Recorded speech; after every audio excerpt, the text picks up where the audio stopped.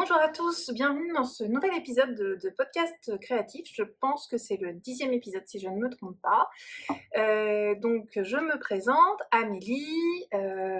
Voilà, je filme depuis Madrid en Espagne. Vous pouvez me retrouver sur Instagram sous le pseudo Amélie Nitz et sur Ravelry sous le pseudo Amélie 411. Et puis évidemment sur YouTube sous le pseudo Amélie Nitz, mais vous m'avez trouvé puisque vous êtes là. Dans un premier temps, je tenais à vous remercier pour vos réactions suite au dernier épisode que j'avais filmé chez mes parents avec ma maman. C'est un épisode qui apparemment vous a bien plu. On a eu plein de très gentils commentaires, vraiment absolument adorables, des retours vraiment vraiment chouettes et on a apprécié toutes les deux. J'ai communiqué à ma maman tous vos commentaires, parce que elle a pas forcément regardé sur YouTube parce qu'elle, comme elle a pas les notifications, forcément elle les a pas. Et enfin, il fallait qu'elle aille voir. Donc je lui disais, il y a plein de nouveaux commentaires, va voir. Elle a été extrêmement touchée. Je lui ai aussi montré les commentaires que j'ai pu avoir sur Instagram. Et je sais que voilà, ça l'a beaucoup touchée, elle a beaucoup apprécié. Elle revenait pas, parce qu'elle était persuadée, elle a fait l'épisode avec moi un petit peu en mode, elle trouvait ça rigolo, et puis comme en plus j'ai toujours ma tendinite et que donc je tricotais assez peu, c'était l'occasion de faire un épisode même si moi j'avais pas vraiment de contenu. Et au final, elle a trouvé ça très chouette à faire, je crois, hein. Maman, tu me contrediras si je me trompe. Et en plus, elle a vraiment été touchée par vos réactions. Et d'ailleurs, enfin, mais ça, moi, je le sais depuis le début, mais cette communauté tricot, c'est quand même quelque chose d'assez extraordinaire. J'ai des amis qui regardent ma chaîne alors qu'ils ne tricotent pas du tout, mais qui regardent parce que c'est des super amis et qui sont sympas, et qui me disent à chaque fois, non mais c'est dingue les commentaires, par rapport à internet, les réseaux sociaux et tout, les commentaires sont super gentils, c'est quand même fou, voilà. Donc merci, merci, merci pour moi, parce que ça m'a fait hyper plaisir de tourner cet épisode avec ma maman, on a pris beaucoup de plaisir à le faire, et merci pour elle, parce que je sais que ça l'a touchée aussi. Alors j'ai modifié un petit peu la luminosité parce que j'avais l'impression que c'était un peu trop lumineux. Je vais voir ce que ça donne. Je modifierai si besoin, si ça ne va pas. Donc l'idée aujourd'hui, c'est de vous parler d'abord de tricot et ensuite de couture. J'ai pu retricoter un petit peu, même si ma tendinite au coude n'est pas complètement partie. J'ai fait le kiné, je continue à le voir. Mais je reprends doucement parce que j'ai pas tricoté du tout. Très sincèrement, tout le mois de juillet, j'ai pas tricoté parce que j'avais trop mal et que du coup, je voulais pas amplifier le truc. Et bon, je suis partie en vacances, etc. J'ai fait d'autres trucs, mais vraiment, ça me manquait. Et là, j'ai repris depuis que je suis rentrée à la maison. Enfin voilà, j'ai repris il y a une petite semaine à peu près, en me disant bon allez, quand même, et je fais des pauses, je fais mes étirements, je vais chez le kiné et tout. J'ai pas l'impression que ça empire, mais en tout cas, ma tendinite ne passe pas. Mais elle n'est pas passée non plus en ne tricotant pas, donc il y a un moment, j'en avais ras-le-bol de pas tricoter. Je crois que je vais m'attacher les cheveux, il fait vraiment trop chaud. Alors, ça va mieux à Madrid, il fait moins chaud là que ce qu'on a eu. Là, par exemple, je vois le thermomètre qui est sur le balcon, il ne fait que 33, donc c'est beaucoup plus supportable parce qu'on a eu début août, enfin, j'ai été à Madrid. En gros, de à peu près le 25 juillet jusqu'à il y a 3-4 jours, on a plafonné à 38-39 avec des températures la nuit qui descendaient pas sous les 24-25. Ce qui fait que l'appartement descendait pas du tout. Donc bon, j'ai la clim, mais j'essaye de pas trop l'utiliser. Mais franchement, pour réussir à maintenir l'appartement sous les 30 degrés, c'était compliqué. Là, ça va mieux, il fait 33 en maximum et surtout on passe sous les 20 degrés la nuit, ce qui fait que j'arrive à maintenir l'appartement sous les 30 degrés sans utiliser la clim et sans être calfeutrée dans le noir, ce qui est quand même plutôt pas mal. Je vais peut-être remettre juste un tout petit peu de lumière. Donc voilà, donc du coup ça va, mais bon, il fait quand même 33 dehors et là j'ai 28,5 dans l'appart, donc en fait les cheveux libres c'est pas possible. J'ai fait une tentative, mais ce n'est pas possible. Bref, pause météo terminée. Je vais donc, même si j'ai pas énormément avancé, j'ai quand même des avancées à vous montrer côté tricot.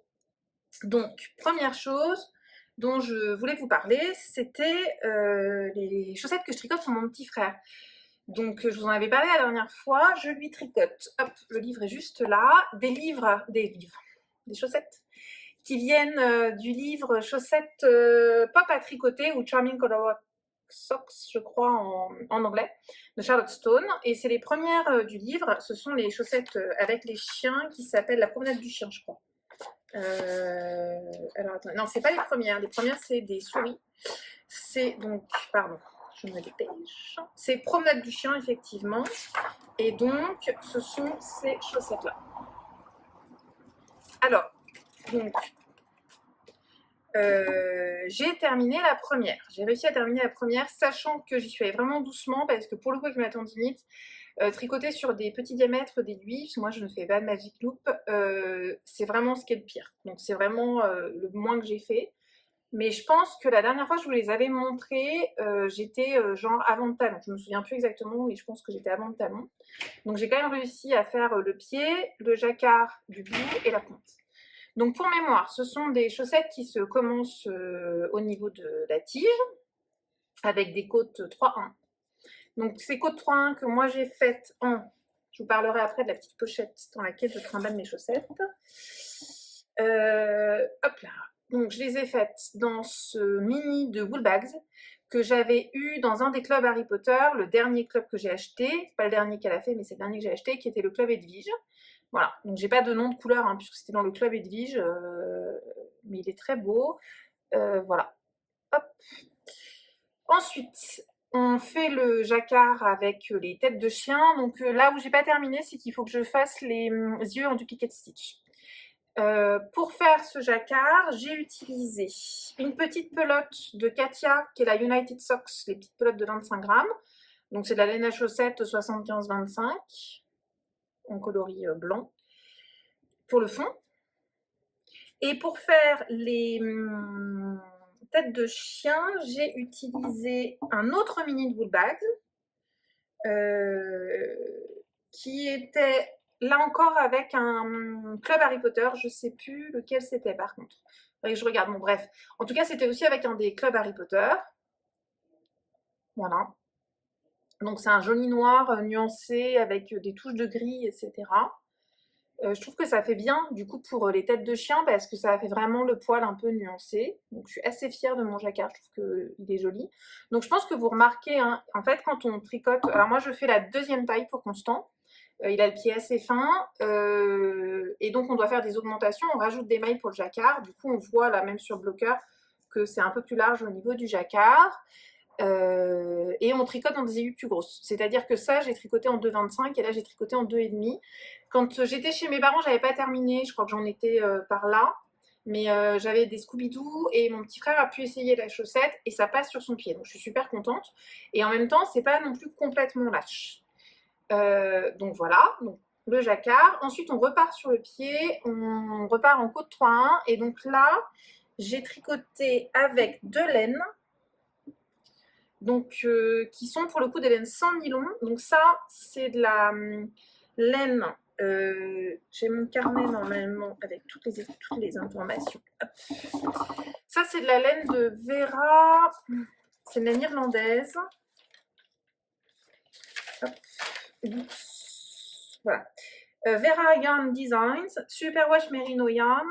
Et c'était de la Sock High Twist. 366 mètres au 100 grammes. Que j'avais utilisé pour faire un col pour mon père, je vous en avais déjà parlé. Et celle-ci, c'est de la Athéna de laine amourée, coloris Bagheera.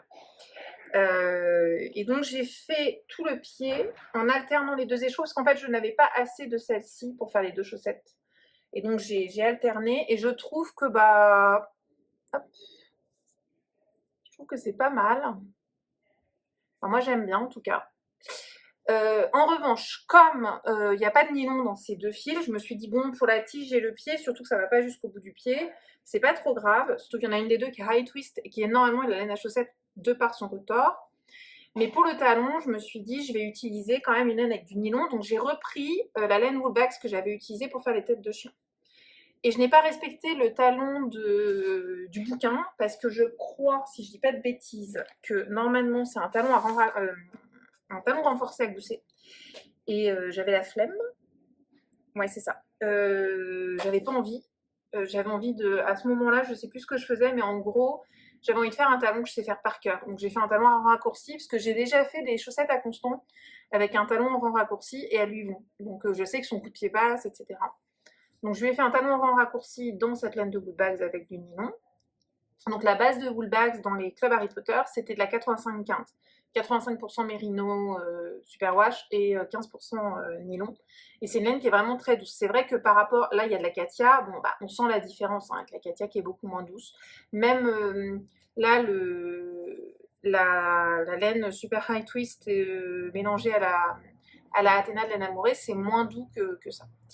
Et ensuite on refait un jacquard ici. Donc cette fois-ci c'est des pattes de chien. Pareil, je trouve ça très joli. Donc on fait de nouveau des augmentations et par contre moi là je suis restée en 2,25 en me disant il n'y a pas le... Elle dit de changer de taille d'aiguille mais là enfin ça reste au bout du pied et tout et je voulais pas que ça fasse un gros paquet dans sa chaussure donc j'ai préféré rester en 2,25 et je trouve ça bien. Et ensuite j'ai refait la pointe. Alors pareil la pointe je n'ai pas regardé le patron, j'ai fait la pointe que je fais toujours. Donc je l'ai faite dans le coloris orange de Woolbags. Et j'ai fait diminution tous les 2 rangs jusqu'à avoir 16 mailles de chaque côté. Et ensuite diminution tous les rangs et un petit grafting à la fin. Est-ce qu'il va réussir à faire la mise au point? Voilà. Donc j'aime beaucoup le rendu, je ne l'ai pas encore bloqué. Parce que j'avoue que c'est un peu le stress. En fait, je dois pouvoir vous montrer ce qui s'est passé, mais je le savais parce que la laine de laine amourée, en coloris Bagheera, non j'ai perdu qu'est-ce que j'en ai fait je l'ai utilisé pour faire un gilet que j'adore, que je porte énormément, que j'avais une fois dans un épisode, qui est un mix de 2 patrons. Bon, j'ai perdu ma pochette avec mes aiguilles, il faudra que je regarde où je l'ai mise. Et en fait cette laine elle déteint. Je voulais vous montrer parce qu'on voit en fait mes mini circulaires Sinits en bois, elles sont devenues noires. Et c'est vrai que quand j'ai pris la décision d'alterner mes écheveaux pour avoir assez de laine ici, j'avais pris la décision d'alterner. J'avais un peu zappé ce côté de cette laine. Je me rappelais que quand j'avais tricoté mon gilet, j'avais les mains noires. Pardon, je vous ai fait bouger avec mon pied. Mais j'avais un peu zappé. Et donc là, je suis un peu en flip quand je vais la bloquer, que ça déteigne, sachant qu'il y a quand même du blanc et du orange. Donc ce que je pense faire, et je suis preneuse de vos remarques dans les commentaires, c'est la bloquer dans de l'eau avec du vinaigre et peut-être mettre une lingette Décolor Stop en plus. Les lingettes que je mets dans la machine à laver quand j'ai peur d'avoir des fringues qui déteignent. Je vais peut-être faire ça pour minimiser et surtout je vais surveiller. C'est-à-dire je vais la mettre bien à plat dans l'eau et je pense que je vais surveiller et pour enlever tout de suite si je vois qu'il y a du noir qui va sur le blanc, etc. Je sais pas, je flippe un peu et puis en plus après, pour les laver aussi, j'aimerais bien réussir à bloquer. Donc c'est vrai que si le vinaigre pouvait bien bloquer le noir pour éviter que ça me flingue mon jacquard, ce serait pas mal. Donc voilà. C'est un petit peu l'inquiétude. C'est vrai que j'aurais dû y penser avant. Bon, après, si c'est foutu, je recommencerai, mais ça m'embêterait un petit peu quand même, parce que je pense que ça a moyen d'être sympa. Voilà, donc ça c'est, faut que je monte la deuxième, mais c'est vrai que pour monter la deuxième, j'attends un petit peu, je revois le kiné la semaine prochaine, parce qu'ils sont en vacances, là, le mois d'août à Madrid. Bon, je sais que Paris est vide, mais je crois que honnêtement, pour avoir vécu dans les 2 villes, Madrid c'est pire. Là vraiment tout est fermé à Madrid, et donc le cabinet de kiné où je vais là, ils sont fermés aussi. Ils reviennent la semaine prochaine, donc enfin la semaine prochaine, le 26 août. Donc bon, je vais y aller mollo, je vais pas non plus trop accélérer les choses. Du coup, ce que je tricote en ce moment, là j'ai repris un projet dont je vous parle depuis longtemps, quasiment depuis le début. J'ai repris mon gilet fleuriste.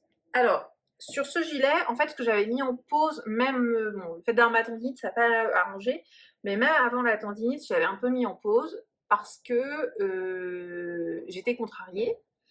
Parce que quand j'ai bloqué le corps avant de faire les manches, il s'est beaucoup allongé, il était trop long et en plus je voyais que j'allais manquer de laine pour faire les manches, j'avais que 3 écheveaux parce que c'était ce qu'elle avait recommandé dans le patron. Donc pour mémoire, le gilet fleuri c'est un patron de Sari Nordlund, je vous remettrai une petite image ici de ce que ça donne une fois terminé. Et donc comme j'étais contrariée, j'avoue je l'avais un peu mis de côté, j'avais tricoté d'autres trucs.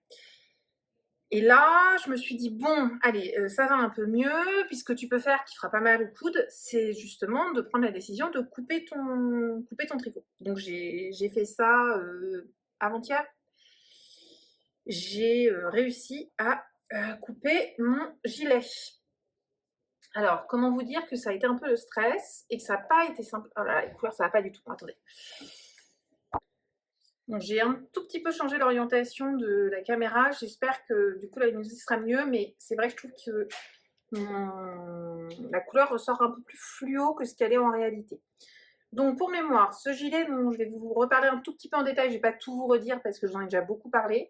Je le tricote dans une laine Woolyette qui est sa Mérinos 100% Mérinos Fingering. C'est la Portofino en coloris Coral Blush que j'adore, vraiment le rendu, la texture et tout, vraiment me plaît énormément.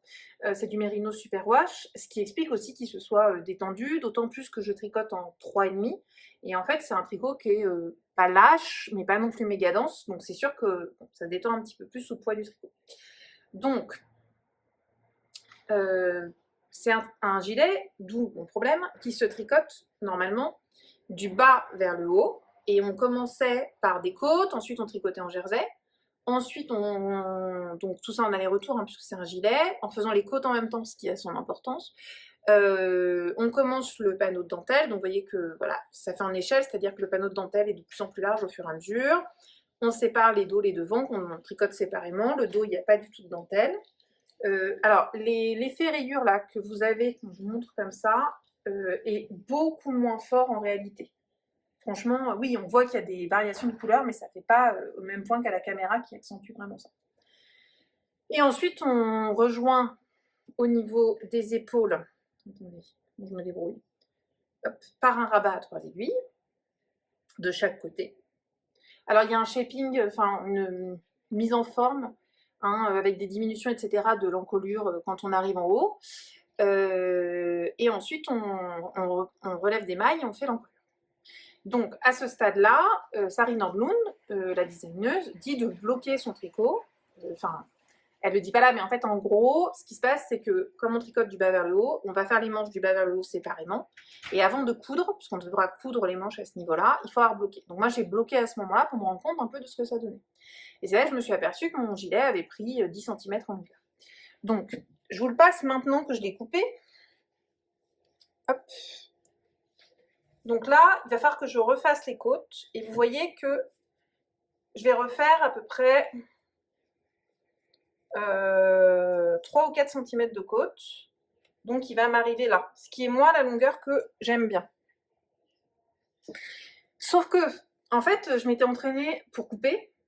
Comme ça me stressait, parce que c'est quand même de la très belle laine. C'est J'ai regardé sur mon carnet, ce gilet, j'y suis depuis le 10 avril. J'y ai passé beaucoup de temps. Et donc, ça me stressait de couper pour les deux. C'est-à-dire, je ne voulais pas abîmer ma laine. Et je ne voulais pas abîmer mon projet et devoir tout recommencer vu le temps que j'y ai passé. Ça se tricote quand même en fingering. Et je m'étais entraînée sur un échantillon. Donc, j'avais tricoté... J'ai peut-être encore des petits morceaux. Ouais. J'avais tricoté dans une laine à chaussettes pas chère un échantillon. Et j'ai coupé à plusieurs endroits. On voit pour voir un peu ce que ça donnait, si j'arrivais à reprendre les mailles et tout. Et au bout de plusieurs essais, j'avais trouvé une technique qui m'allait bien.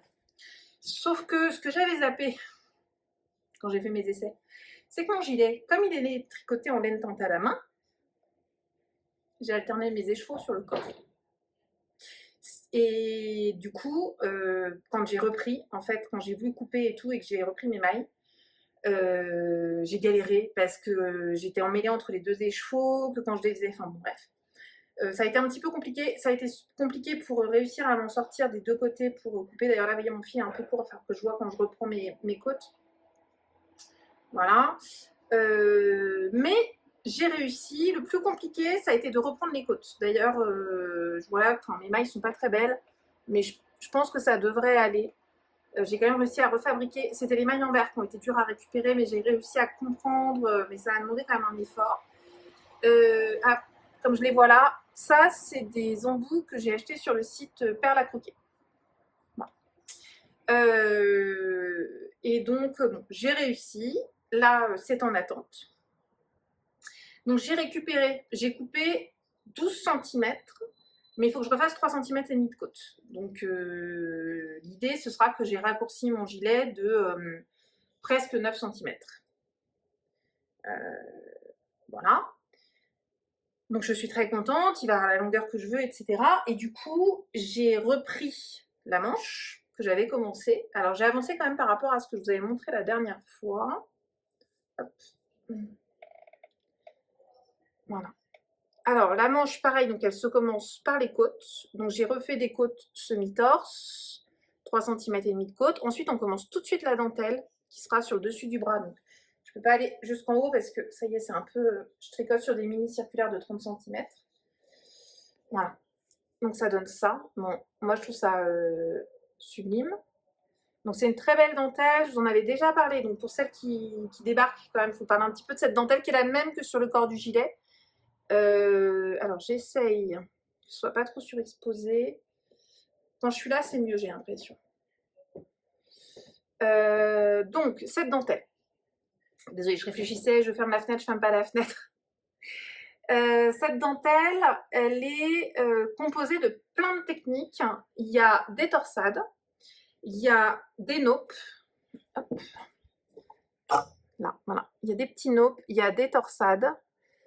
Et après, c'est des mailles ensemble, des GGT, des mailles en droit, des mailles en vert et des jetés. Et donc, sur la manche, c'est comme sur le pull. En fait, j'ai tricoté un panneau de ce panneau-là. Il fait un peu plus d'une quinzaine de mailles. Je ne vous donne pas le nombre exact pour ne pas dévoiler quoi que ce soit. Et puis, là, hop, on l'agrandit considérablement avec une trentaine de mailles en plus. Et donc, sur le haut du bras, le panneau de dentelle sera plus large. Le reste de la manche se fait en jersey. Donc là, vous voyez qu'en même temps qu'on fait ça, on augmente tous les un certain nombre de rangs. Hop, moi, je fais la 6e taille, donc j'augmente pas mal. Là, j'ai regardé, parce que bon, quand on regarde le patron, en gros, elle dit de continuer à augmenter jusqu'à la fin. Sauf que moi, j'ai essayé avec un Scooby-Doo et je trouve que la manche, elle est déjà assez large. Donc, je pense que je vais arrêter d'augmenter. A priori, j'ai regardé par rapport à l'emmanchure du gilet, ça devrait être bon pour coudre.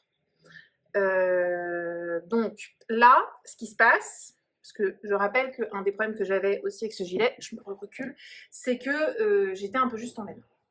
Donc là, sur mon 3e écheveau que j'utilisais, là il me reste à ce stade-là 18 grammes, je crois, là-dessus.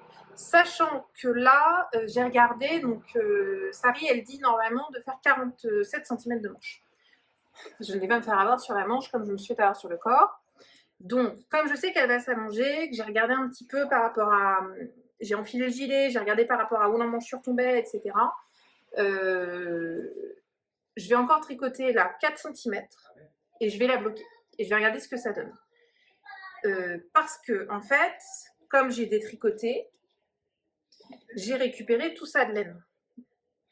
Là, il y a 50 grammes. Donc, sachant que en gros, ça veut dire que je pourrais utiliser, parce que je pense qu'il me faudrait 15 grammes pour refaire mes côtes. Il va falloir qu'on fasse mes côtes avant de faire tout ça de manière définitive, mais je pense que je vais avoir pile poil ce qu'il faut comme laine, sachant aussi que je peux détricoter. J'ai aussi mon échantillon. Et je peux le détricoter. Donc, je pense que ça va être pile poil, mais j'aurai assez de laine pour terminer mon gilet. Donc là, l'objectif, dans les semaines qui viennent, en fonction de comment est mon coude, parce que, alors, sur la manche de mon gilet, j'arrive à peu près à tricoter parce que ce ne sont pas des... Enfin, c'est des mini, mais c'est des mini circulaires de 30 cm coudés. Et c'est quand même plus confortable que les 23 cm que j'utilise pour les chaussettes. Donc j'arrive quand même à tricoter un petit peu, mais je fais des sessions courtes, c'est-à-dire qu'en gros, je me dis, je regarde un épisode de série et je fais une pause. Je fais plus, ça peut m'arriver normalement de tricoter 2-3 heures d'affilée. Là, je fais attention, j'essaye de ne pas tricoter plus de 3/4 d'heure, je fais une pause, je fais des étirements. Mais bon, je me dis dans les semaines à venir, déjà, je pense même là, dans le week-end, je peux tricoter. Ah là là, c'est fou comme ça fait rayer, alors que vraiment, en vrai, pas du tout. Je pense que je peux tricoter les 4 cm qui me manquent et bloquer cette manche, peser ma laine, etc. Et du coup, je pourrais peut-être lancer ma deuxième manche la semaine prochaine. Et il va aussi falloir que je refasse les côtes. Sauf que des côtes semi-torse en aller-retour, ça veut dire que je fasse des mailles torse envers. Et ça, j'ai peur que ça me fasse mal. Donc pour l'instant, lui, je le laisse. Voilà. Je peux encore sur les manches, de toute façon, quand je vais bloquer ma manche et tout, je vais pas rabattre mes mailles. Je vais la bloquer sur un Scooby-Doo, me rendre compte de ce que ça donne. Et du coup, il n'y a rien de définitif et je peux encore bidouiller au niveau de la laine, etc. Voilà, j'espère que c'était pas trop confus, mais voilà un peu ce que je peux vous dire sur mon gilet fleuriste. Je suis très contente de le reprendre. En fait, quand je l'ai essayé là, par-dessus ce petit t-shirt là dont je vous parlerai après, qui est un t-shirt blanc tout simple, et j'avais un jean, quand j'ai regardé la longueur, en fait j'ai mis un jean que je sais que je vais mettre l'année prochaine, pour vraiment avoir la longueur par rapport aux poches du jean, parce que c'est un peu mon référentiel. Et je me suis dit vraiment, enfin, il va être super. J'aimerais bien l'avoir pour la rentrée. Je rêve pas trop, je pense que, mais j'aimerais bien l'avoir. De toute façon, ici, je dis j'aimerais bien l'avoir pour la rentrée pour le mois de septembre, mais ici, un gilet comme ça, je vais pas le mettre avant mi-septembre, voire fin septembre. Donc, j'ai encore un petit peu de temps, mais vraiment, il va être très beau et là, je me suis motivée pour le faire. Mais je vais pas mentir, couper son tricot, ça, c'est un peu angoissant. Et quand même quelque chose que je voulais vous dire aussi. Donc là, je vous ai montré ce que j'ai récupéré. Et donc, vous voyez que ça s'est tout emmêlé dans mon compte-rendu. Vous voyez que ma laine, si j'arrive à la démêler, bon. Bref, vous voyez que ma laine, elle est bien lisse. Donc, on est bien d'accord que quand j'ai détricoté mon pull, ma laine, elle n'était pas du tout comme ça. Donc, ce que j'ai fait, j'ai détricoté, j'ai fait des pelotons. J'ai repassé ces pelotons en écheveau sur mon dévidoir. Ensuite, je les ai bloqués avec des petits morceaux de laine comme font les teinturières là pour quand elles font les écheveaux. Sauf que là, la laine, elle est toute tarabiscotée. J'ai pas pensé à prendre de photos. Donc j'avais une espèce de gros paquet avec tout en vague. Et j'ai mis à tremper pendant une grosse demi-heure dans de l'eau tiède avec du soap. Et ensuite, j'ai essoré. Moi, j'essore ma laine en machine. Donc, je mets dans un petit filet et j'essore en machine. À 1200 tours, hein, ça pose pas de problème. Ce qui fait feutrer la laine, c'est les changements de température. Donc, moi, je lave tous mes pulls, même non superwash, même la laine de Derrium Natura qui n'est pas superwash.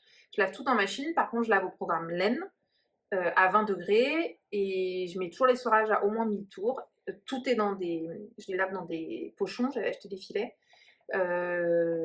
Et sincèrement, ça ne bouge pas. Et donc ensuite, j'ai fait sécher, j'ai remis en cake parce que c'était plus pratique. Mes échevaux étaient très moches, hein, on est bien d'accord. Et la laine, elle est nickel. Donc voilà, donc je vais pouvoir la retricoter. Donc ça, c'est chouette. Ça m'a pris du temps parce que franchement, détricoter comme. En fait, il a fallu que je défasse maille à maille et je voulais pas couper ma laine, etc. Parce que je voulais récupérer le maximum.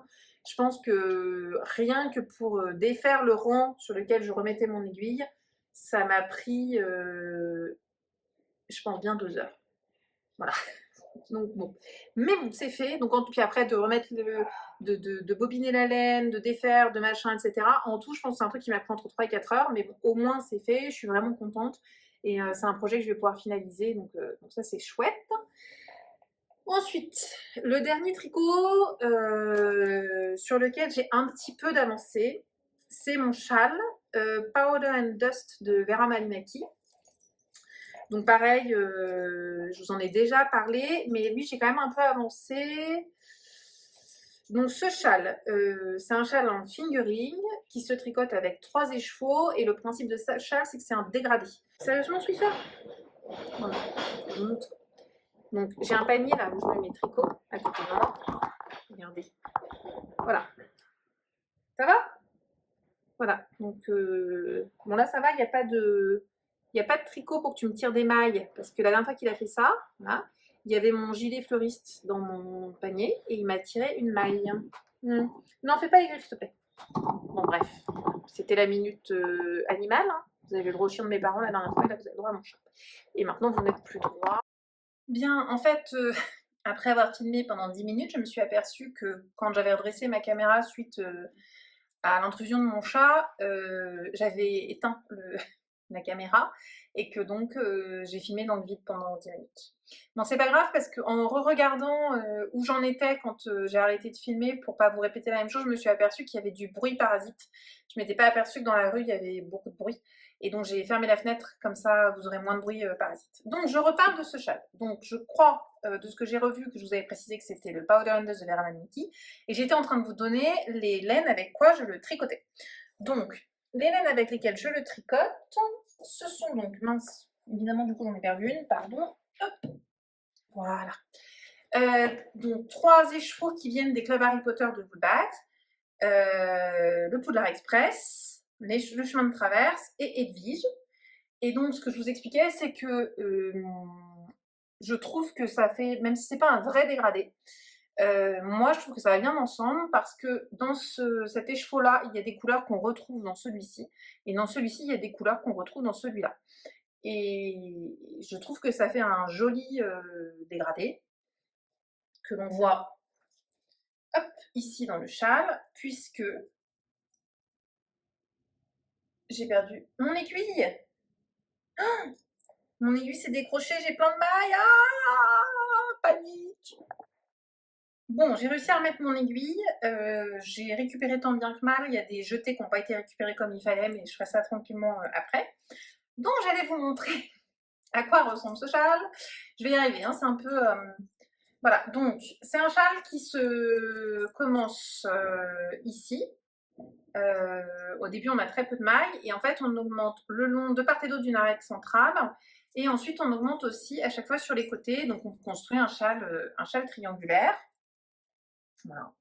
Donc là, on commence un peu à voir ce que ça donne. Donc vous voyez qu'au début, on ne tricote que avec la première couleur qui était donc pour moi Poudlard Express. On a toute une première partie, là, le triangle du milieu qui se fait en point mousse avec les augmentations régulières. Ensuite, on va avoir ici la dentelle. Donc, hop, voilà, là vous voyez bien. Donc c'est une dentelle assez simple. On forme... Alors elle dit que c'est des cat fingerprints, des empreintes de chat. Ma mère, elle voit plutôt des fleurs, je suis assez d'accord avec elle. Bon, moi, en tout cas, j'aime bien. Ensuite, après cette dentelle, j'ai introduit ma deuxième couleur. Donc, vous voyez ici des rayures, en fait, sur un certain nombre de rangs où on alterne les deux couleurs, qui se marient assez bien, enfin, moi, je trouve. Et après, j'ai tricoté que avec ma deuxième couleur, donc qui est chemin de traverse. Et donc, en point mousse. Ensuite, on a commencé la deuxième grille de dentelle. Voilà. Donc là, je suis en plein dedans. Et je viens tout juste d'introduire mon troisième écheveau, donc je vais faire des rayures dans la dentelle avec mon troisième écheveau, qui est donc Edwige, que je trouve magnifique. Voilà, et donc c'est pour ça que je trouve quand même, quand on regarde comme ça, que le dégradé est chouette. Et je pense que ça me fera un très joli châle à l'automne, voilà, sur ma veste en cuir, quand il fait pas encore trop froid, mais en même temps il est hyper moelleux parce qu'il y a beaucoup de points mousse. C'est une laine très dodue, la 85-15 là, de Woodbags. Franchement, elle est super agréable. Je tricote en 4. Oui, c'est ça, hein, donc mon aiguille qui s'est dévissée, bon bref. Ouais, c'est très dodu, très moelleux. En plus, bon, il n'est pas bloqué, mais il y a un gros pouvoir de... il va s'étendre pas mal, donc ça va me faire un grand châle. Donc, ce que dit la créatrice, c'est que une fois qu'on est sur la troisième couleur et qu'on a terminé le panneau de dentelle, ensuite on reprend en point mousse, comme ici, là, entre les deux panneaux ici, et on s'arrête quand on veut, en fonction de la quantité de laine qu'on a. Donc, je ne sais pas du tout ce que je vais faire, je vais voir pour que ce soit équilibré. Mais en tout cas, il est déjà grand. Il est déjà grand et j'ai pas terminé. Donc, c'est vraiment très chouette, j'aime beaucoup. Voilà, j'ai hâte de le finir. Alors, il est évident. Pourquoi tout d'un coup c'est sombre? Bon, j'ai pas compris. Il est évident que je vais pas le porter tout de suite, hein, mais en tout cas à l'automne je serais ravie de le porter. Qu'est-ce que je voulais dire d'autre? Ah oui, la bordure est assez souple. Alors c'est vrai que je tricote plus large qu'avant, mais je suis contente parce que parfois ces zones-là qui ont du mal à être élastiques et qui peuvent être un peu tendues le long du cou, j'ai le problème avec mon sorbetto. Et là, pas du tout. Donc je suis très contente. Bon, tous mes marqueurs sont par terre, puisque bien sûr, comme dans la dentelle, j'ai des marqueurs pour la répétition de la dentelle. Voilà, vous voyez que j'ai toute la collection. Et comme mon aiguille s'était barrée, les marqueurs sont tombés aussi. Donc c'est pas de ce côté-là, c'est de ce côté-là. Voilà, donc vous voyez que j'ai toute cette zone-là, il va falloir que je recompte mes mailles, que je fasse attention, que je retrouve les endroits où il y avait des jetés, tout ça, tout ça. Bon, bref. Voilà, donc ça c'est pour mes encours. Donc je suis contente de repartir, ça me fait vraiment plaisir de retricoter là-dessus et tout parce que vraiment ça me manquait. Et je suis partie en vacances, donc j'ai passé une partie de mes vacances chez mes parents et puis je suis aussi partie au Portugal. J'ai fait une rando à cheval et puis ensuite je suis allée à Porto. Et quand j'étais à Porto, j'ai quand même cherché les magasins de laine. Alors, je voulais en faire un qui s'appelle Oveia Negra, oui, Oveia Negra, je pense qu'on dit, mais c'était fermé, c'était les congés du mois d'août. Et donc, j'en ai fait 2 autres. Je suis allée chez... Mince, j'ai oublié le nom. Je vous mettrai le nom ici. Il y a Lopo dans le nom, où j'ai acheté un écheveau et un petit contran que j'ai acheté pour l'anniversaire de ma maman. Sauf que bien sûr, comme je suis complètement nouille, j'ai pas pensé à prendre de photos avant de lui envoyer. Donc voilà. Normalement, là, elle l'a reçu aujourd'hui. Mais si je pense, je lui demanderai de m'envoyer une photo si elle le reçoit quand je fais le montage. Et comme ça, je vous mettrai une photo ici. Donc c'est un écheveau de laine tente à la main portugaise, voilà. Et j'ai pas pris de laine pour moi chez elle. Elle avait des trucs super et tout, mais ça correspondait pas forcément à ce que je voulais. Et je suis allée dans une autre boutique qui s'appelait, je vous remettrai le nom ici, une petite boutique dans le centre de Porto, à l'étage d'un immeuble un peu improbable. Où, je vous mettrai des photos de la boutique parce que par contre j'en ai pris, j'avais mis une story sur Instagram, donc je vous mettrai peut-être la vidéo là en insert. Très rigolote, tout en bois. Et alors, il a plein de laine de la marque Rosarios 4, entre autres, pas que ça, mais il y en a beaucoup de cette marque-là. Et tout est dans des sacs en plastique, il faut lui demander, on ne peut pas vraiment regarder soi-même la laine et tout. Mais le monsieur est absolument adorable, et donc je lui ai pris plusieurs choses. D'abord, je lui ai pris une quantité de pull de cette laine-là, donc qui est chez Rosarios 4, la marque, la qualité Yak, Eco-Friendly Collection, donc qui est en 89% de laine organic wool, de laine bio, et 11% de yak. C'est très doux. Enfin, moi, je trouve que c'est très doux. Maman dirait que ça pique, mais... Parce que le gilet qu'elle vous a montré la dernière fois en moire du Cotentin, la rayée, qui vous a beaucoup plu d'après les commentaires, elle m'a dit c'est insupportable, même avec une chemise, il me pique. Donc, bon, on n'a pas tous la même sensibilité et c'est pénible pour elle parce que du coup, tout la pique. Moi, là, ça, je trouve que ça pique pas du tout. J'aime beaucoup cette couleur. Alors, ouais, franchement, vous avez la bonne couleur là. Bleu, c'est un peu ces bleu-vert indéfinissables. Et on a, oui, en fait, on voit les poils de yak à certains endroits. Voilà, là, vous voyez bien. Donc, c'est la couleur 11. Et je lui en ai pris, donc c'est une épaisseur fingering, 50 grammes de 100 mètres. Je lui en ai pris 7 pelotes. Puisque je sais, en fait, 3 écheveaux, ça ne me suffit pas. Donc, 6 plots, ça ne me suffit pas. Pour un pull en fingering, il me faut, pour être tranquille, il me faut une pelote de plus. Donc, j'ai pris 7 pelotes. Je voudrais me faire un pull en fingering. Alors, j'hésite un peu. Peut-être, il y a un modèle d'Isabelle Kramer, dont j'ai oublié le nom, bien sûr, mais je vous mettrai une image ici, qui me tentait pas mal, parce qu'il y a de la dentelle sur les manches, c'est un col V. Je me disais, ça peut être sympa à voir. Donc ça, c'était le premier achat. Et j'ai aussi pris des laines à chaussettes, toujours de la marque Rosarios 4. Donc, c'est la qualité Meia. 70% laine mérino, 30% polyamide. Voilà. Et donc, j'ai pris 2 couleurs. J'ai pris cette couleur-là. Donc, j'en ai pris 2 à chaque fois pour avoir 100 grammes, puisque une pelote, c'est 50 grammes. Hop.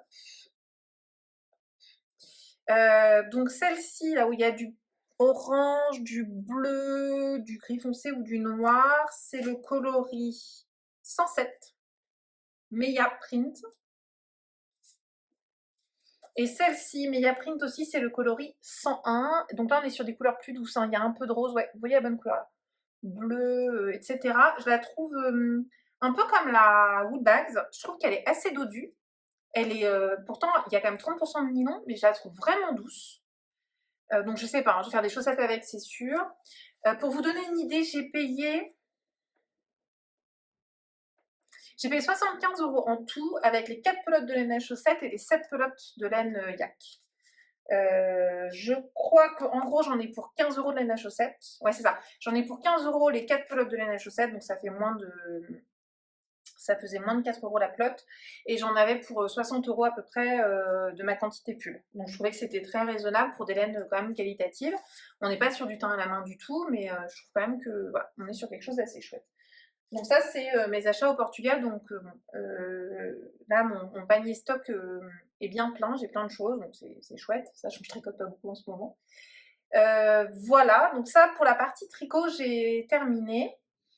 Je vais parler un petit peu de couture. Donc si jamais celle que la couture n'intéresse pas, je vous dis à bientôt.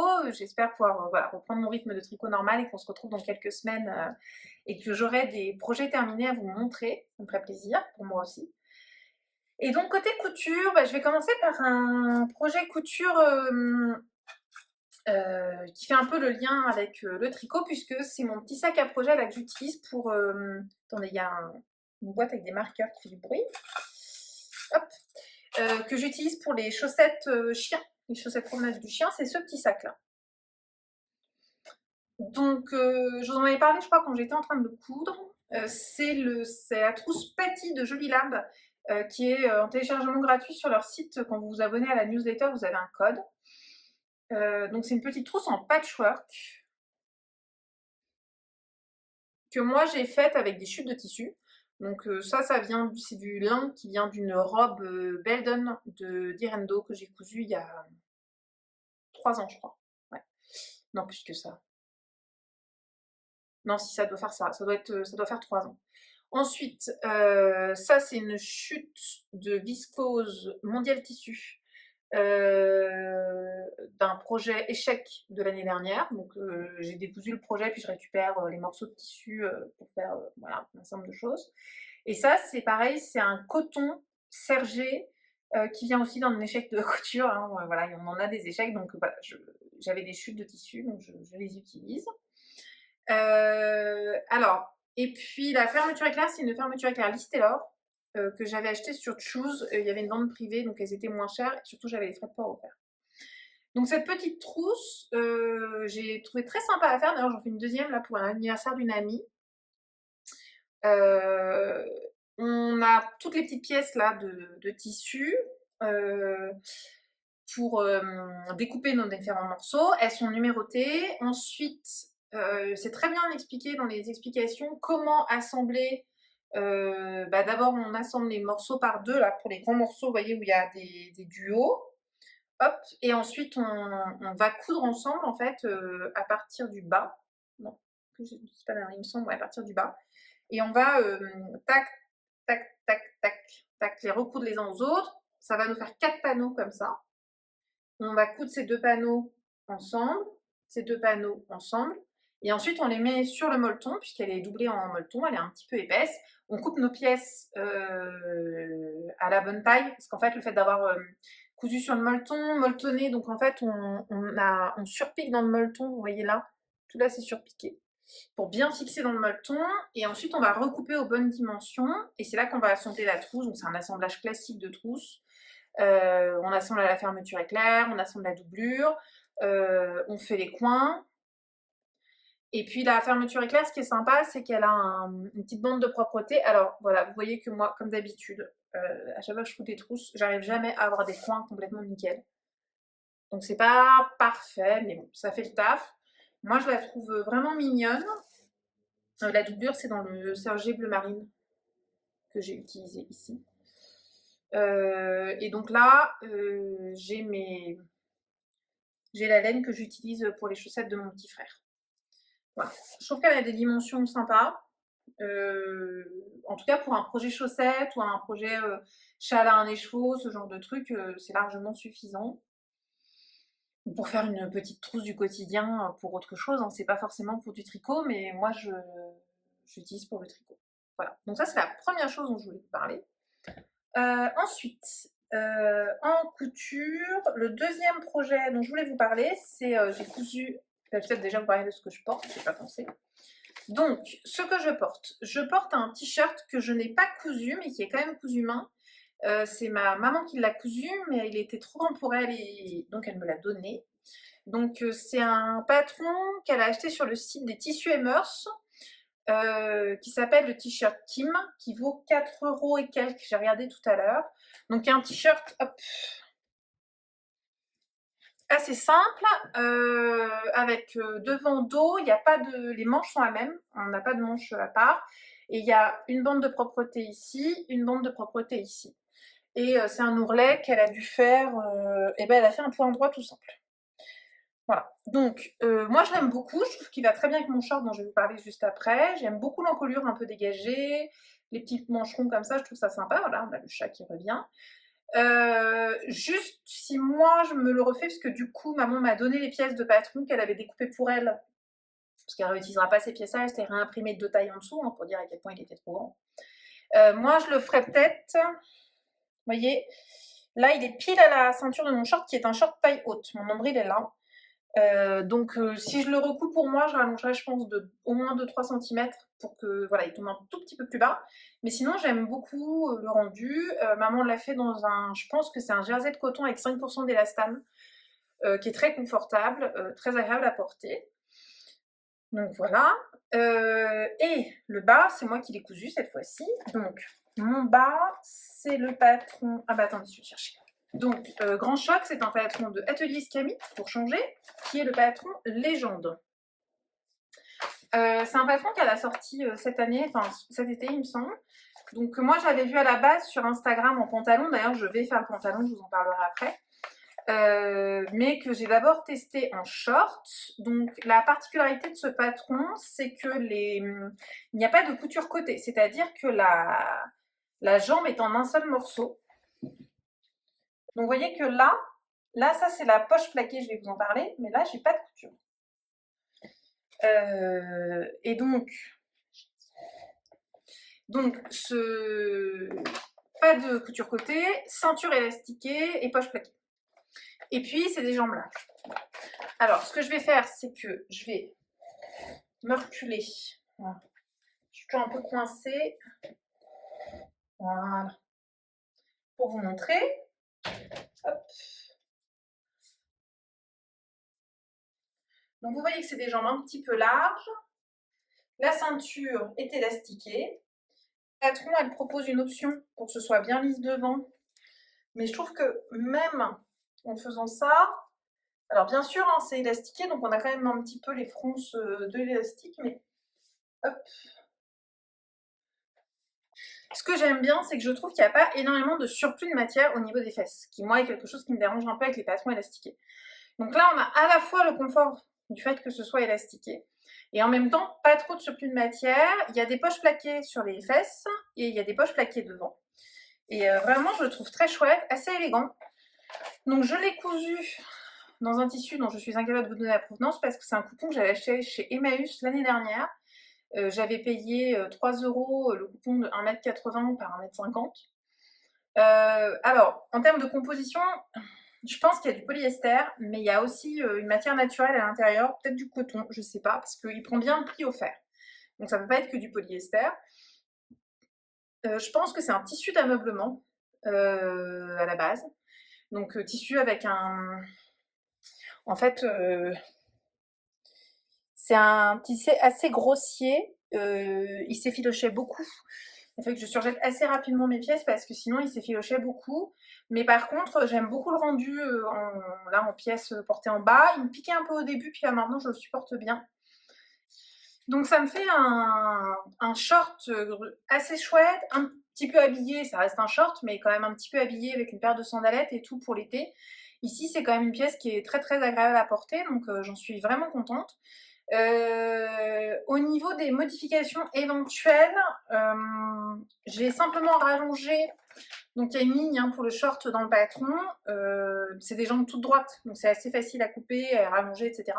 Et moi j'ai coupé 3 cm en dessous de la ligne que Johanna de Atelier Scamid indique pour la longueur du short, parce que j'avais peur que ce soit trop court, et j'ai bien fait parce que là je trouve que la longueur est parfaite.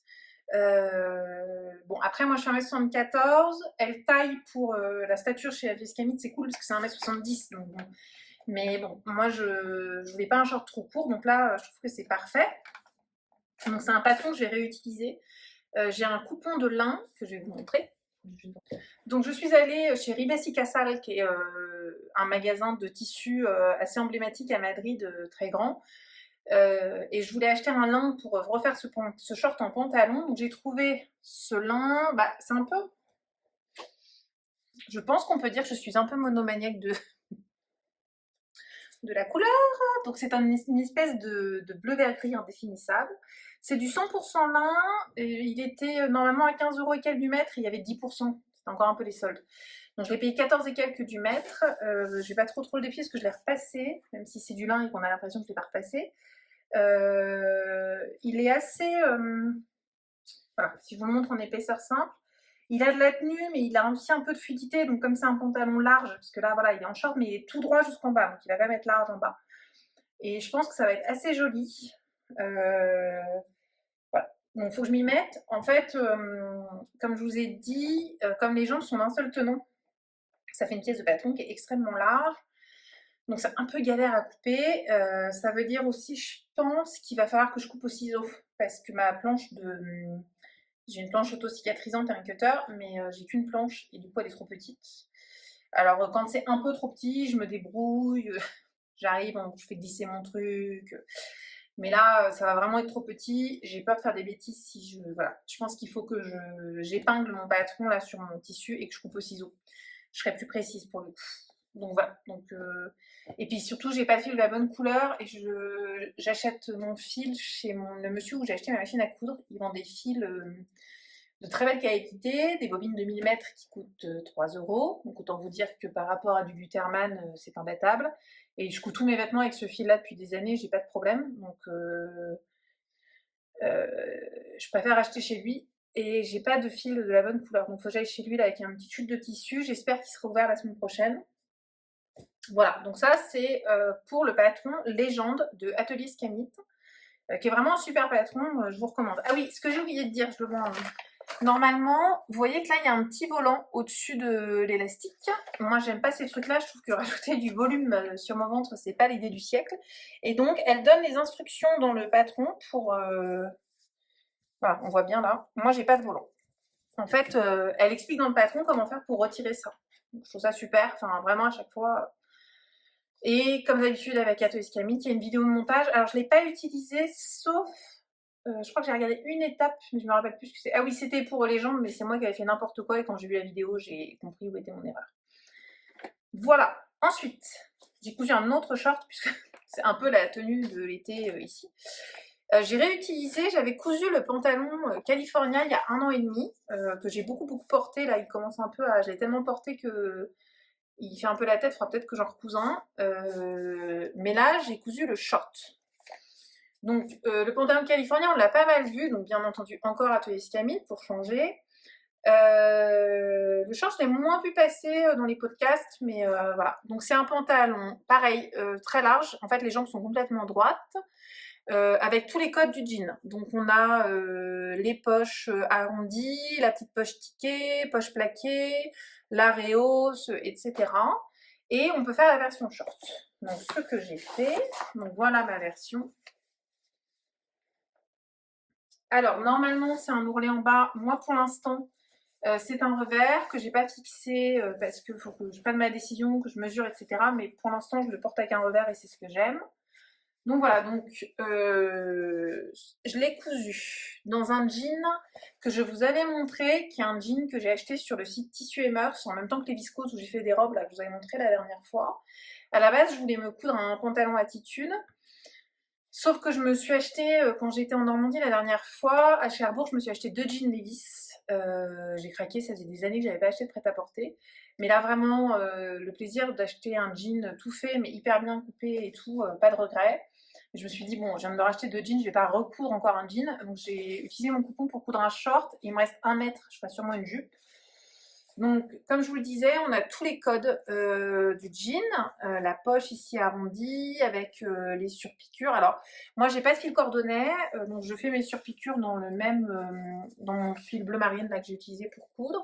La poche tiquée que j'ai fait du mauvais côté, mais tant pis. Voilà, la braguette qui est une vraie braguette. que j'ai... Bon, je trouve que mon curseur ressort un peu, mais je l'ai quand même pas trop mal réussi. Alors, dans les instructions d'atelier Scamit, là, normalement, c'est un biais. Moi, j'ai toujours la flemme, donc j'ai surjeté. Pareil ici. Fermeture éclair que j'ai acheté. Je me souviens plus. Peut-être que j'avais commandé sur Tissu Mœurs en même temps. Je me souviens plus. Voilà. Tac. Ou j'ai peut-être acheté au Corte Inglés. Bref, peu importe.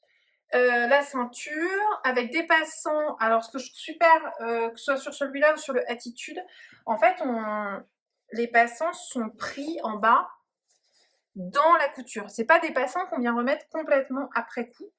Ils sont pris, que ce soit ici ou en bas, ils sont pris dans la couture de la ceinture, ce qui fait que ça tient extrêmement bien. Il y a moins de surépaisseur à coudre, même si c'est surpiqué après. Sur mes Attitudes et sur mon California que j'ai énormément porté et que je porte quasiment systématiquement avec une ceinture, les passants n'ont pas bougé. Voilà, c'est impeccable. Derrière, donc vous avez l'Areos. Bon, j'ai un tout petit décalage, mais je trouve que je l'ai pas trop mal réussi. Les poches plaquées, donc pareil, avec les surpiqûres, etc. Et la ceinture, que moi, je crois pas que ce soit comme ça dans ce patron-là, mais moi j'ai doublé dans un tissu contrastant qui a une chute de viscose Liz Taylor que j'avais, qui est bordé par un biais. Bon, je voulais un biais bleu marine à la base, mais j'en avais pas. Il me restait du biais blanc, et puis en fait, je trouve que c'est pas si mal. On rabat, et donc ensuite on pique la ceinture là, c'est le Stitch in the Ditch. On pique ici pour bloquer, et je trouve que c'est plutôt propre. Voilà, et voilà, vous voyez que... Pourtant, je me suis appliquée hein, sur la braguette. Mais... Voilà, j'ai lutté pour ma boutonnière, ma machine... ne voulait pas me faire la boutonnière. C'est une boutonnière automatique, j'ai une machine qui est top, hein. J'ai une Juki HGZ 120 je crois, 220, je sais plus. Enfin bon bref, c'est une super machine, vraiment que j'aime beaucoup, que j'ai acheté juste avant le confinement. Donc j'ai dû l'acheter en février 2020, donc ça fait plus de 4 ans que je l'ai, que je l'utilise beaucoup. Et vraiment elle est top. Mais les boutonnières automatiques, c'est Marie de 3 pipettes dans un atelier hein, qui dit que ça la stresse à chaque fois aussi. Dès qu'il y a un truc qui bloque, donc j'ai dû la défaire plusieurs fois. Donc voilà, on a la joie de découdre une boutonnière sur une viscose en plus. Cette viscose-là, elle est blanche derrière. Donc bon, ça fait ressortir les fils blancs. Après, bon, quand je porte mon short, personne ne voit que ma boutonnière a été un peu compliquée à faire. Hop. Alors, ce short-là, je l'ai beaucoup rallongé. Alors, après, comme j'ai un petit peu changé la... Je cherche mon carnet qui est tombé par terre. Je l'ai pas mal rallongé parce que je voulais pas un short super court. Donc, je crois... Attendez, je vais vous dire. Alors, ce que j'ai noté déjà. Il est rentré dans 1 mètre de tissu en laisse 140, sachant que je l'ai rallongé. De 9 cm par rapport à la longueur prévue par le patron. Donc c'est vraiment il rentre dans moins d'1 mètre de tissu. Moi je l'ai cousu en taille 46. Donc si vous faites une taille plus petite et si vous ne le rallongez pas, il rentre dans moins d'1 mètre, hein, c'est sûr. Alors sachant que voilà, j'ai fait le revers qui consomme quand même pas mal. Donc au final, je pense que c'est comme si... Enfin je sais plus combien fait l'ourlet, donc bref. En tout cas je l'ai rallongé. Je l'ai rallongé pas mal parce que je veux pas un short trop court. Je vais le passer, vous allez voir ce que ça donne sur moi. La dernière chose peut-être, je vous ai pas montré, voilà. Donc la ceinture et les poches, les sacs de poche. Alors Johanna, elle nous les fait mettre dans ce sens-là pour qu'on voit le tissu sur le doigt à l'intérieur. Sont dans cette viscose listée là. Et je vais le passer pour vous montrer ce que ça donne. Alors voilà, donc hop, toujours un peu compliqué de réussir à vous montrer. Hop. Donc vous voyez que c'est un patron qui est quand même très taille haute. Là il se fixe pile à mon nombril. Moi je le trouve extrêmement confortable. Je trouve qu'il est très bien coupé parce que vous voyez que là dans le dos il est bien plaqué sur la ligne du dos. En tout cas il est très bien coupé pour ma morphologie. Donc là avec le revers. Et il est... Alors attendez. Pour que vous vous rendiez compte un peu de la longueur. Hop. Voilà. Donc sachant que je l'ai rallongé de 9 cm. Donc je pense que si je ne l'avais pas rallongé, il m'arriverait plus là. Moi, je ne serais pas confortable. Je suis plus confortable avec cette longueur-là. Je trouve qu'il va très bien avec le petit t-shirt là. Voilà. Bon, normalement, je le porterais avec une ceinture, etc. Mais là, juste pour l'essayage. Et ce que j'ai oublié de préciser aussi, c'est que il y a 2% d'élastane dans le jean de Tissu et Mœurs. Donc moi, je couds les patrons de pantalons de chez Atelier Scamit en taille 46, sachant que pour ces patrons-là, elle indique, je suis un peu au-dessus du 46, mais elle dit que si on coud avec un tissu qui a de l'élastane, il faut coudre une taille en dessous de sa taille indiquée. Et elle indique aussi comment ajuster les marges de couture. Donc normalement, ce pantalon-là, il se coud avec des marges de couture à 1,5 cm, et moi je le couds à 1 cm. Voilà. Donc j'en suis ravie, et j'en referai sûrement. Bon là après j'ai assez de shorts pour cet été, mais en tout cas là c'est vraiment un chouette patron encore. Si vous avez envie de vous coudre un patron avec les codes du jean un peu large, le fait d'être monté sur la chaise, je suis essoufflée, c'est quand même assez hallucinant. Je vous le conseille. Voilà. Et dernière couture que je voulais vous montrer, là c'est un grand classique, attention, d'une autre marque qui est une grande surprise avec moi. C'est chez Direndo, j'ai cousu un t-shirt plantant, qui est un patron gratuit de Direndo qu'on retrouve maintenant chez Cosette Core Patterns. Donc moi j'ai cousu la version manche courte du plantain en taille 48. Chez Direndo, je fais un 48 systématiquement. Là encore un tissu de Tissu et Mœurs, donc j'ai cousu tous les tissus de ma commande, donc je suis contente. Donc j'avais commandé ce jersey rayé, 95% de coton, 5% d'élastane, et voilà. Et donc j'ai fait ce patron, ce t-shirt plantain. Donc la différence par rapport à celui que je porte actuellement, c'est que l'encolure est beaucoup plus dégagée et qu'il y a des vraies manches. Voilà, je l'ai assemblé complètement à la surjeteuse. Voilà. Hop. Sauf ce que je fais pour la bande d'encolure. Donc j'ai respecté toutes les explications du patron, hein, j'ai rien changé. La bande d'encolure, je la fixe dans un premier temps à la machine à coudre et ensuite je viens surjeter ma couture pour pouvoir bien la plaquer, et j'ai surpiqué à l'aiguille double. Alors l'aiguille double, c'est pas l'outil que je préfère utiliser. Je commence à l'apprivoiser, ça a été très compliqué pendant longtemps et là je commence à comprendre, j'arrive à régler ma tension. Je diminue beaucoup ma tension, j'allonge beaucoup mon point et en faisant ça, ça va. Mais quand même, au bout d'un moment, à chaque fois, mes fils s'en mêlent et pètent. Enfin, c'est quasi systématique. Pourtant, j'ai acheté le support prime en métal là pour mettre ma deuxième bobine. Je le mets bien à côté. J'essaye de faire bien attention, mais il n'y a rien à faire. Ça s'en mêle et ça pète. Bref. Donc j'ai fait tous les ourlets. Donc j'ai surpiqué mon col et j'ai fait mes ourlets à l'aiguille double. Et ce que je fais pour réussir à bien faire mes ourlets et puis que ça fasse bien propre, en fait, je surjette mes bords. Je ne dois pas être la seule à faire ça, hein. Je surjette mes bords, ensuite je repasse et je pique à l'aiguille double sur mon surjet. Donc j'ai repassé à 1 cm et je fais des ourlets d'1 cm. Et je trouve que c'est ce qui fait le plus propre. Et mes t-shirts vieillissent très bien comme ça. Je sais pas si... Bah, du coup, maman elle avait fait pareil. Je trouve que voilà, j'ai pas de recouvreuse. Je trouve que c'est ce qui se rapproche le plus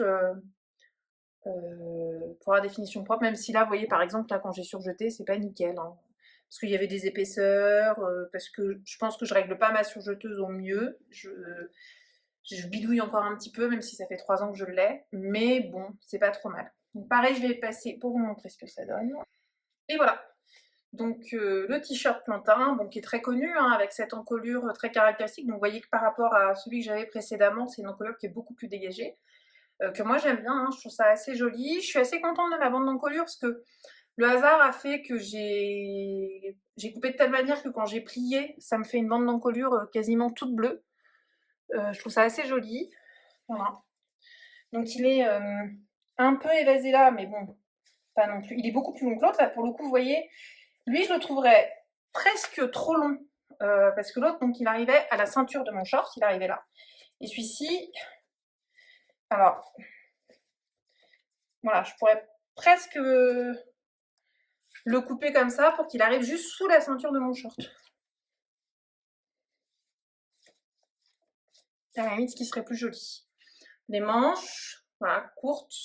Je l'ai aussi cousu en manches longues ce t-shirt et je l'aime beaucoup aussi pour mettre sous les pulls l'hiver, c'est vachement bien parce que comme il est dégagé là, il se voit pas trop sous les t-shirts. Sous les pulls, je veux dire. Ah oui, j'ai essayé de faire des raccords. Je crois, voilà, ce côté-là, c'est pas trop mal. Je crois que ce côté-là, j'ai un peu plus lutté, mais bon. Parce que couper les tissus à rayures, au pli, en faisant attention, etc. Franchement, à chaque fois, je galère. Je crois que là, je m'en suis pas trop mal sortie, mais voilà. Mais oui, je l'aime beaucoup aussi. Voilà, je crois que je vous ai un petit peu tout montré, ce que je voulais vous montrer. Je vous ai parlé de mes projets, de ce que j'avais envie de faire, de ce que j'avais fait. Donc je pense que je suis au bout. J'espère que cet épisode vous aura plu, que vous aurez passé un bon moment. J'espère aussi que j'étais pas trop brouillon parce que finalement ça fait un mois que j'ai pas tourné et encore la dernière fois j'étais pas toute seule. Donc finalement ça fait presque 2 mois que j'avais pas tourné d'épisode toute seule. Donc j'espère que malgré tout ça vous a intéressé. Je n'avais plus de place sur mon téléphone donc ça a coupé au moment où j'étais en train de conclure, donc le cadre a peut-être un petit peu changé. Je voulais juste voilà, conclure en disant que je vous souhaitais de passer une belle fin d'été, pleine de loisirs créatifs, j'espère de soleil, parce que je sais que le début de l'été en France a été un petit peu compliqué, donc j'espère que là tout le monde a un petit peu de soleil et peut profiter pour se balader, tricoter, coudre, enfin faire tout ce dont vous avez envie. Belle journée à tous, quel que soit le moment auquel vous me regardez, et puis j'espère à très vite. Ciao!